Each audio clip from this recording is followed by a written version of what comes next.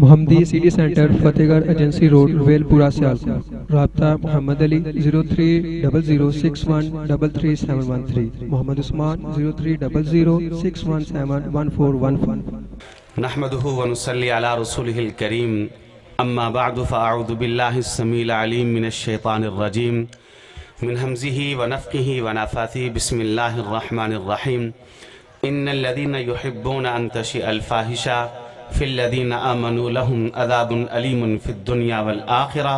والله يعلم وأنتم لا تعلمون۔ حضرات،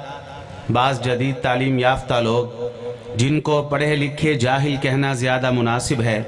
ان کی طرف سے یہ بات تواتر اور تسلسل سے کہی جا رہی ہے کہ عورت ہمارے معاشرے کا مظلوم ترین طبقہ ہے، اس کے حقوق پامال ہو رہے ہیں، اس کا استحصال کیا جا رہا ہے، اور ساتھ ہی ساتھ یہ بات بھی بڑے زور و شور سے کہی جا رہی ہے کہ یورپ نے عورت کو آزادی دی ہے، اس کو حقوق دیے ہیں، جس کی بدولت وہ خوب ترقی کر رہی ہے۔ لیکن حقیقت یہ ہے کہ اگر ماضی میں غوطہ زن ہو کے دیکھا جائے تو تاریخ اس بات کی گواہ ہے کہ آج تک کسی دین، کسی مذہب، کسی سوسائٹی، کسی قانون اور کسی تہذیب نے عورت کو وہ مقام اور مرتبہ نہیں دیا جو مقام اور مرتبہ عورت کو اسلام نے دیا۔ اگر آپ ماضی کے اندر نظر دوڑائے تو قدیم یونان کے اندر عورت کو شیطان کی بیٹی کہا جاتا تھا۔ اہل عرب زمانہ جاہلیت میں لڑکیوں کو زندہ درگور کر دیا کرتے تھے۔ یہودیوں کے ہاں کافی عرصہ اس بات میں اختلاف رہ چکا کہ آیا عورت انسان ہے بھی یا نہیں۔ بہت سوں کا خیال تھا کہ عورت انسان نما ایک حیوان ہے جسے مردوں کی خدمت کے لیے پیدا کیا گیا ہے۔ یہ ہندو عورت کی جداگانہ حیثیت کو تسلیم ہی نہیں کرتے تھے۔ شوہر مر جاتا تو بیوی کو اس کی چیتا پر زندہ جل کے مر جانا پڑتا تھا، اور یہ عیسائی یمن کے نام پہ بے امنی پھیلانے والا یا غیرت کے نام پہ بے غیرتی کا درس دینے والا، اس کے ہاں عورت کی کیا قدر و منزلت تھی، اس کا اندازہ اس بات سے لگائیے کہ سن 582 میں کلیسا کی ایک مجلس کا انعقاد ہوا، اور اس مجلس کے اندر یہ فتویٰ جاری کیا گیا کہ عورتیں انسانی روح نہیں رکھتی۔ عجیب اتفاق زمانہ ہے، جب کلیسا یہ فتویٰ جاری کر رہا تھا تو اس سے چند سال قبل جزیرہ عرب میں اللہ کا وہ آخری نبی پیدا ہو چکا تھا جو تمام کچلے ہوئے انسانوں کے حقوق کا محافظ تھا۔ اللہ کے اس آخری نبی نے عورت کو ذلت اور پستی کی گہرائیوں سے اٹھایا اور عظمت اور رفت کے بلند مقام پر لا کر فائز کر دیا۔ اگر آپ لوگ بلکہ دنیا کا کوئی بھی منصف مزاج شخص اسلام کے علاوہ دوسرے مذاہب کو جب دیکھتا ہے، دوسرے مذاہب کے مقابلہ میں، دوسرے ادیان کے مقابلہ میں جب وہ اسلام کا بغور مطالعہ کرے تو اسلام کے بغور مطالعہ کے بعد وہ چیخ اٹھے گا، وہ چلا اٹھے گا کہ عورت تو تحت الثری تھی، اسلام نے اس کو فوق الثریا پہنچا دیا۔ عورت تو پامال تھی، اسلام نے اس کو با کمال کر دیا۔ عورت تو کانٹوں کے بستر پر تھی، اسلام نے اس کو پھولوں کی سیج پہ لا بٹھایا۔ توازن کیجئے، تقابل کیجئے، موازنہ کیجئے، مقابلہ کیجئے۔ کہاں ایک طرف وہ معاشرہ تھا کہ جس کے اندر بیٹی کا ہونا باعث شرم تھا، وہ نحوست تھی، وہ پاپ تھی، وہ ہاتھوں کی میل کچیل تھی، وہ کڑوا گھونٹ تھی، وہ زہریلا سام تھی۔ یہ اسلام ہے کہ جس نے بیٹی کو عظمت اور مقام عطا فرمایا ہے۔ اور آخری بات،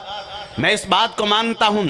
اس حقیقت کو تسلیم کرتا ہوں کہ اسلام عورت کے حسن کو، اس کی جوانی کو پردے میں قید کرتا ہے، لیکن اسلام عورت کو کما حقھا آزادی دیتا ہے، اسے عمر کے ہر حصے میں قابل احترام ٹھہراتا ہے، بچپن میں شفقت دیتا ہے، جوانی میں محبت دیتا ہے، بڑھاپے میں عصمت دیتا ہے، مرنے کے بعد دعائے مغفرت کا حق دیتا ہے۔ میں یورپ کے ان اندھے پرستاروں سے پوچھتا ہوں، اور تم نے عورت کو کیا دیا؟ تم کہتے ہو کہ تم نے عورت کو حقوق دیے ہیں، لیکن میں کہتا ہوں اور تم نے تو عورت سے اس کے حقوق چھین لیے ہیں۔ تم نے عورت کی ممتا ہی گم کر دی، تم نے بہن کے سر سے آنچل کو کھینچ لیا، تم نے بیٹی کو محبت اور شفقت سے محروم کر دیا، تم نے عورت کے حسن کو تماشا بنا دیا، تم نے اس کی جوانی کو کھلونا بنا دیا، اور تم عورت کو شمع محفل بنانا چاہتے ہو۔ اسلام نے اس کو زینت کاشانہ بنایا ہے، اور تم عورت کی قیمت اس کے ظاہر سے لگاتے ہو، اسلام نے اس کے باطن کو نمایاں کیا ہے۔ اور حضرات، میں یہ بات پورے دعوے سے کرتا ہوں، کوئی اس کو چیلنج سمجھتا ہے تو چیلنج سمجھے، کوئی اس کو دعویٰ سمجھتا ہے تو دعویٰ سمجھے۔ بہرکیف ایک طالب علم ہونے کی حیثیت سے میرا یہ دعویٰ ہے، دنیا کا کوئی انسان، دنیا کا کوئی شخص کسی بھی مذہب یا دین کو ماننے والا کیوں نہ ہو، وہ یورپ کا عیسائی ہو، وہ اسرائیل کا یہودی ہو، وہ ہندوستان کا ہندو ہو، وہ آسمان کی چھت کے نیچے اور زمین کے سینے کے اوپر اسلام کے علاوہ کوئی ایسا مذہب، کوئی ایسا دین، کوئی ایسا قانون، کوئی ایسی سوسائٹی نہیں دکھلا سکتا جس مذہب کے اندر اچھی بیوی کو آدھا ایمان قرار دیا گیا ہو، جس مذہب کے اندر ماں کے پاؤں تلے جنت بتلائی گئی ہو، جس مذہب کے اندر ماں کو اف تک کہنے کی اجازت نہ ہو، جس مذہب کے اندر بیٹی کی تربیت کو جنت کی ضمانت قرار دیا گیا ہو، جس مذہب کے اندر ماں کے نافرمان پر جنت کے دروازوں کو